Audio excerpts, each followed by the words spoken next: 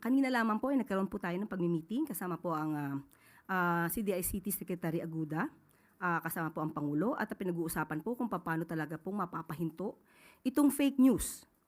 Kamakailan lamang po ay nalaman din natin itong good news natin na nahuli na nga po ng PNP Anti-Kidnapping Group ang 3 suspect dito sa nasangkot sa kaso ni Mr. K.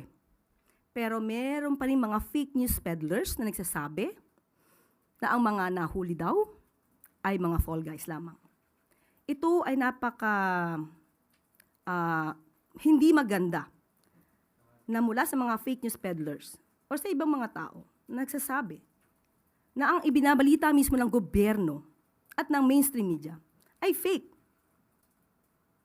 Kaya lahat po tayo, hindi lamang po ang pamahalaan, hindi lamang ang administrasyon, pati po kayo lahat sa mainstream media at mga responsible social media content creator. Magtulong-tulong po tayo na sugpuin ang fake news na ito.